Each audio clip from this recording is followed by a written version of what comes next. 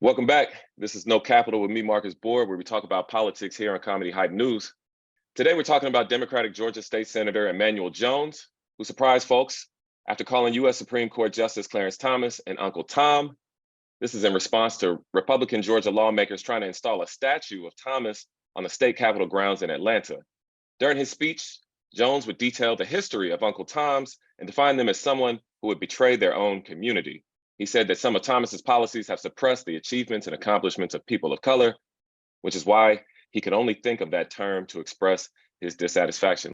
I know it's very, very sensitive to talk about race in this body, but anytime that we have a legislation proposing to place a statue of Clarence Thomas on this grounds, we cannot avoid that conversation, so I'm not going to avoid it either. In the black community, we have an expression when we talk about a person of color that goes back historically to the days of slavery and that person betraying his own community. That term that we use is called Uncle Tom. It talks about a person who back during the days of slavery sold his soul to the slave masters. So when we think about a person in the black community who's accomplished, but yet policies seek to subvert, some may even say suppress, the achievements and accomplishments of people of color, I couldn't help but to think about that term in expressing my dissatisfaction with this particular legislation. As I said last year, y'all just don't get it. And I don't expect people of non-color to get the sensitivity that we feel about a person of color whose policies and practices and decisions and votes that we've rallied and fought against. So Uncle Tom comes from Uncle Tom's Cabin. It was an abolitionist text in the 1850s that talked about enslaved people as subservient and being less than, and demonstrated that and helped drive us towards the Civil War. So that was actually a good thing. But this clip is from a little while back, earlier in the year. Pierre, what you got to say about, I'm not even gonna say your boy, what you got to say about old Clarence T? Yeah, I mean, nothing new here. I like homie what he said about calling him an Uncle Tom. He's the definitive, not of Uncle Tom, because Uncle Tom wasn't that type of person in the book. You know, we've changed it into saying someone who goes against our people, who ain't living the truth. Well, like I said, the truth. That's his truth, how he lives. I don't blame him. I don't want no statue of him. Clarence Thomas has a shady background. This whole thing, even getting in. Remember the Anita, what's her name? That's right, Anita Hill.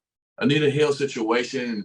He was part of that old team of doing stuff they wanted to do to women and stuff. All, you know, that old, it was probably still going on now, but not as much as it used to. So I don't have much respect for him. Nor do I want to see a statue of him. I know he like him in the Supreme Court. It seems like he shoots down anything that has something to do with minorities. Anything seems like he look like him, like affirmative action. He became a member of the Supreme Court because of affirmative action. You know, I really believe that. And now he's shooting stuff down like that. So he's a clown that's in, and you know, he's doing what them boys want him to do. You know what I'm saying? He's not one of us. Yeah, probably ain't been one of us shit since he was 7 and shit. You know, I don't know when it changed, but yeah. So he's doing what he normally does. I like the fact my man called him out, and it is what it is. But it ain't gonna bother Clarence Thomas. He's beyond that. He's been called that so many times throughout his life. He doesn't even live like that. You see, not saying he got a white wife. That's the only reason, but he ain't been one of us in a long time. So it don't bother nothing. You know, we just hope that his death comes sometime, and then we can replace him with someone that's maybe more, aligned with everybody, opposed to just white folks. To me. Yeah, and one thing too, I couldn't agree with you more. And one thing too is that he was nominated to replace Thurgood Marshall of all people. So it's like everything about this dude's legacy it offends me. It makes me want to just lose my mind. The only thing I think his skin color got into, the only thing I can like a black man got into the Supreme Court. Skin color, not as inside. That's it. Like you said, everything offends me about him too. Everything. His whole movement, everything he's done since he's been there, before he got there, all that. So especially like you said, the taker of Thurgood Marshall's spot, who was totally opposite. Fought for damn everything that he's not fighting for. So yeah. Mm-hmm. I want to chime in really quick, and then Marcus, I want to get your thoughts on this as well, and everything that you guys are talking about. This blew my mind when I saw this. So Kenny Ackerts posted this on Twitter and said he, referring to CT, He gets accepted into Yale due to an affirmative action program and then agrees years later to abolish it in colleges. Make it make sense.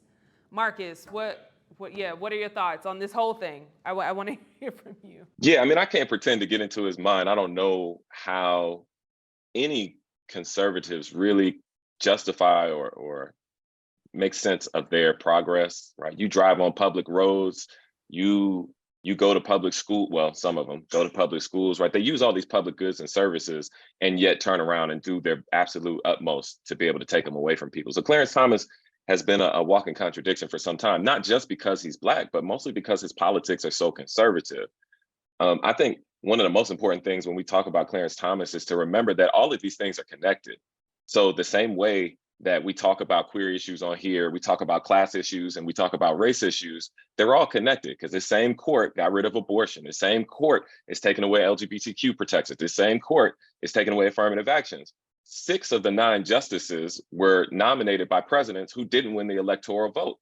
The presidency is the only election in the United States where the majority doesn't win, right? We have to fight the system, or else stuff like this is just going to keep happening. So as much as folks want to, be the voteps and say voting is, everything, voting is important. It's also passive. Like, we need people to be active. We need people to be out here and in conversation with one another. Because the thing that happens is, and this is kind of a little bit of what we saw last week, people will try and go out on their own and say, well, I know what's best for change, and not do it in the community sense. And we've seen that tried, and we've seen it fail time and time again.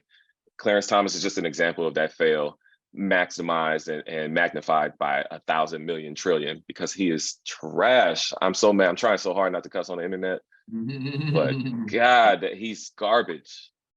So let me ask both of you guys this, because of course a lot of people are upset at this. A lot of people don't like Clarence Thomas, especially of our community. And thank you for the knowledge too, Marcus, of the history of Uncle Tom. But how do we handle Uncle Tom's? Because earlier, Marcus, in the first segment, you talked about all skin folk and kinfolk, which is absolutely true. Do we ignore them? Do we try to wake them up? Do we what's the best way to handle Uncle Tom's? I guess that's all in all. Marcus, go ahead, and then Pierre, close us out with what you think.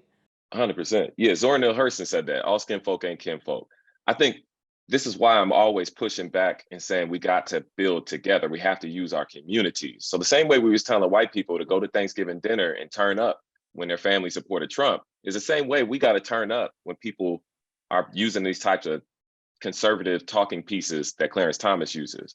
It really is as simple as saying these people are going to exist, but we need to make sure that they're never comfortable in our spaces, never comfortable in our presence. The same way that, our homies that are bad fathers, we kind of lean on them a little bit, push them out. It's the same way we need to push the people who are saying, well, these issues don't matter, or these people don't matter, or these problems are always going to exist. Like, we have to reinforce hope and joy in our lives. And that is an active politics.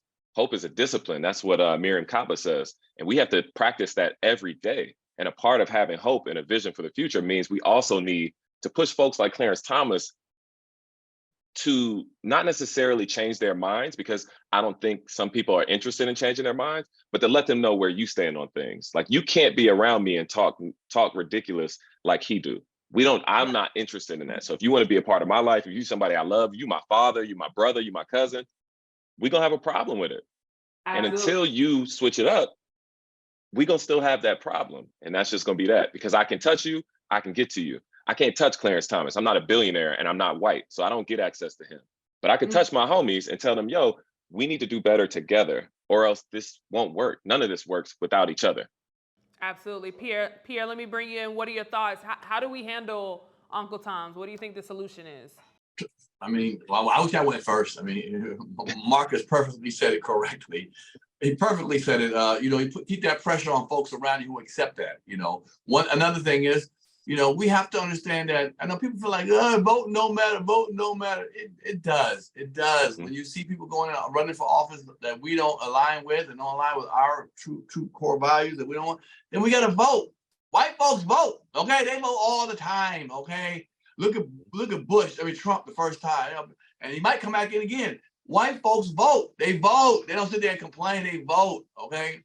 They might smile and shuck and jive in front of us. And, yeah, I hear you, bro. But behind closed doors, they vote, and we need to vote. And if we really go out and vote and we don't win, then we need to keep the pressure on the folks who accept the people that are in office. Like it's okay, like it's sweet. Like Marcus said, nah, bro, I don't want to talk about it. I don't be around you. Because that kind of stuff, when you start alienating, making people feel certain ways, they start realizing, who did nothing or accepted the negative.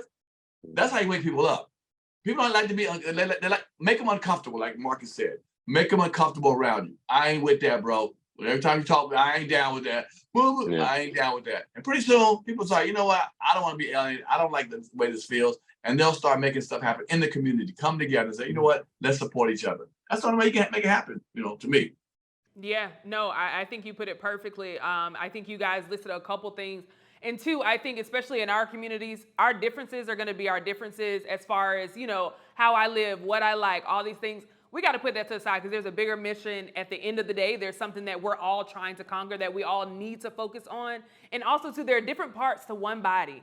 You can be in the voting field. You can be over here. You can be the leg. You can be the arm. We all have to work together to move the body forward. So instead of us fighting about, oh, well, no, you got to do it this way or you got to do it that way. It's like, no, let's do it that way and this way.